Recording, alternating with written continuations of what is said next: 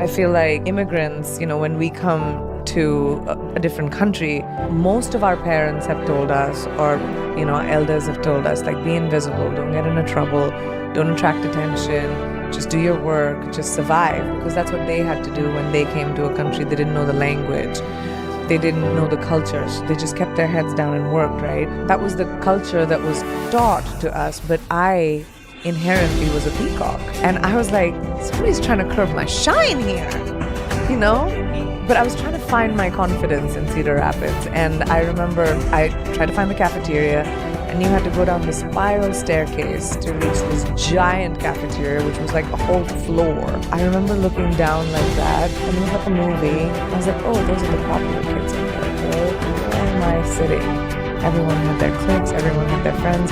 I didn't even know how to get the group. I would walk downstairs, and I'm like kind of observing, I don't know anyone, and I got so terrified that I went upstairs, I put 50 cents in the vending machine, I got a bag of Doritos, I went to the bathroom because I didn't want to go to my next class. It was Spanish, I still remember. I went to the bathroom, sat on the commode, and ate my Doritos for lunch and cried. And I was like, this is terrifying. But I chose it, and I was like, I'm gonna suck it up, it's okay. I've always somehow been able to allow myself to feel broken completely.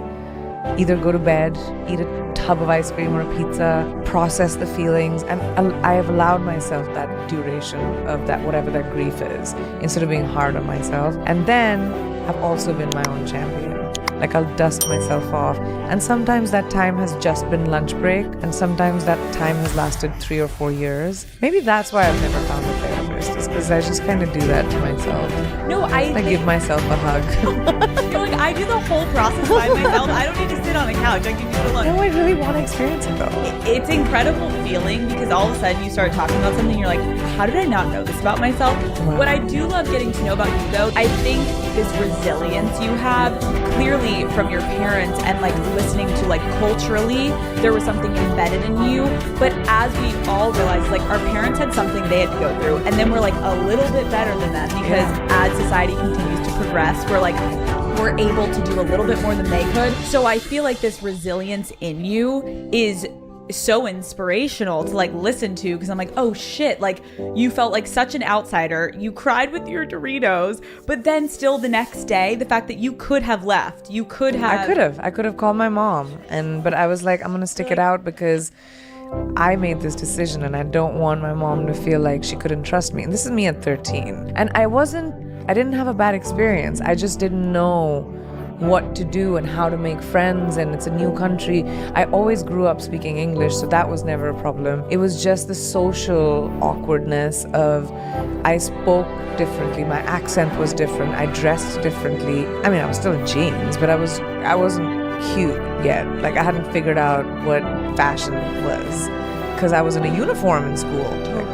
Do you have advice for anyone that's listening that's like, I feel like a complete outsider socially, I feel like I don't fit in, I feel like you had a very specific situation where all odds were kind of against you and you made the most? Like, what is your advice to someone that's currently going through a similar situation that you were? But I don't think circumstances or your environment can dictate how you feel. They can contribute to it. It's up to you to decide how much you're taking in and how much you're leaving out. This is not something, again, that I knew in my 20s, obviously. I was somehow doing it because I think my parents, just like my family, just taught me that resilience of bounce back up. My mom says that to me. She's like, you've always been someone who like just bounces up, and you're like, oh, it's okay, it was a mistake, I'll try it again. But if you treat life like that, like whenever life has been tough, and it's been tough many times, it's been almost down and out, and you don't want to get out of bed, and you don't want to see anyone. I grew up in the public eye, so I kind of realized that my best person was me. I had to rely on my skill set. Whenever I was nervous or I was scared, I started focusing on whatever was the goal in that moment, whether that was the relationship, whether that was the movie, whether that was, whatever it might be, figuring out, how to make friends in a new school. Like, I kind of was like, okay, my goal is to make friends. So tomorrow I'm going to go downstairs to the cafeteria with my bag of Doritos and just observe and figure out what food they feed me and where I'm sitting, because I don't know anybody.